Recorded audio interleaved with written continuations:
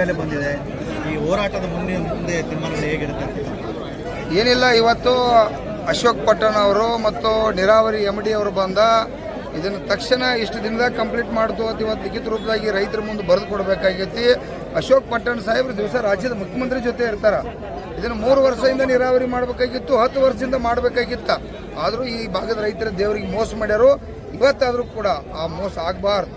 ಈಗಾರು ತಕ್ಷಣ ಎಚ್ಚೆತ್ತು ರಾಜ್ಯದ ಮುಖ್ಯಮಂತ್ರಿಯವ್ರ ಜೊತೆ ಮಾತಾಡಿ ಇವತ್ತು ಸಾಯಂಕಾಲ ಒಳಗಾಗಿ ಬಂದ MD ಅವರು ತಾವು ಬಂದ ಇಷ್ಟು ದಿನದಾಗ ಬಸವೇಶ್ವರ ಮತ್ತು ವೀರಭದ್ರೇಶ್ವರ ಏತ ನೀರಾವರಿಯನ್ನು ಕಂಪ್ಲೀಟ್ ಮಾಡ್ತು ಅಂತೇಳಿ ರೈತ ದೇವರುಗಳಿಗೆ ಬರೆದು ಕೊಟ್ಟ.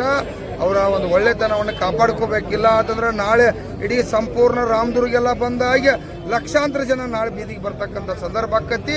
ಅದಕ್ಕಾಗಿ ಎಚ್ಚೊತ್ತ ಇವತ್ತು ಅಶೋಕ್ ಪಟ್ಟಣ ಅವರು ದಯವಿಟ್ಟು ನೀವು ಇದ್ರೊಳಗೆ ಆಟ ಆಡಬೇಡ್ರಿ. ಯಾಕಂದ್ರೆ ಸಣ್ಣ ಹುಡುಗರು ಕೂಡ ಗೊತ್ತೈತಿ ನಿಮಗೆ ಮುಖ್ಯಮಂತ್ರಿಗೆ ಚಲೋ ಐತೆ ಅಂತೇಳಿ ನೀವು ಯಾಕೆ ರೈತ ದೇವರುಗಳಿಗೆ ಮೋಸ ಮಾಡತ್ತೀರಿ ಅರ್ಥ ಆಗ್ಬಾರ್ದು. ಇವರೇ ಜಾಗೃತ ಆದಪ್ಪ ಅಂದ್ರೆ ನಾಳೆ ನಿಮ್ಮನ್ನ ಬೀದಿ ಒಳಗೆ ತರ್ತಾರೋ, ಬೀದಿ ಒಳಗೆ ತರೋದು ಬೇಡಪ್ಪ ಅಂದ್ರೆ ತಕ್ಷಣ ಇವತ್ತು ಸಾಯಂಕಾಲ ಬರ್ರಿ, ಬಂದು ಈ ರೈತರಿಗೆ ಗೌರವ ಕೊಟ್ಟು ನೀರಾವರಿ ಮಾಡ್ಬೇಕು ಎಚ್ಚರಿಕೆ ಕೊಡ್ತಾರೆ. ಶಾಸಕರು ದೆಹಲಿಗೆ ಹೋಗ್ತಾ ಇದ್ದಾರೆ, ಸಚಿವರಾಗಬೇಕು, ಜಿಲ್ಲೆ ಅಭಿವೃದ್ಧಿ ಮಾಡಬೇಕಂತ ಆಸೆ ಪಟ್ಟು ಭಾಳ ಹೋರಾಟ ಮಾಡ್ತಾರೆ. ಅಂದರೆ ಇಲ್ಲಿ ಈ ಭಾಗದ ರೈತರ ಬಗ್ಗೆ ಆಸಕ್ತಿ ಕಡಿಮೆ ಆಗಿದೆ ಅನಿಸ್ತಾ ಇದೆ ರೈತರು ಶಾಸಕರು. ಯಾರಿಗೆ? ಶಾಸಕರಿಗೆ ಆಗೈತಿ. ಈಗೆಲ್ಲ ನೋಡಾತಿರಲ್ಲ, 10,000 ಜನ ಸೇರೈತಿ ಅಂದ್ರೆ ಅಭಿವೃದ್ಧಿ ಆಗಿಲ್ಲ ನಂತರ ಸೇರಿದಾರೋ, ಅವರ ಕೆಲಸ ಮಾಡಿಲ್ಲ ವೈಫಲ್ಯದಾರ ನಂತರ ಸೇರಿದಾರೋ. ಇವತ್ತು ಈ ವೈಫಲ್ಯತೆಯನ್ನು ತೀರಿಸ್ಬೇಕಪ್ಪ ಅಂತಂದ್ರೆ ತಕ್ಷಣ ಇವತ್ತು ಬಂದು ಈ ರೈತರ ಋಣ ತೀರಿಸ್ಬೇಕಪ್ಪ ಅಂದ್ರೆ ಇಲ್ಲಿ ಬಂದು ಈ ವೀರಭದ್ರೇಶ್ವರ ಬಸವೇಶ್ವರ ಏತ ನೀರಾವರಿಯನ್ನು ಕಂಪ್ಲೀಟ್ ಮಾಡಬೇಕು.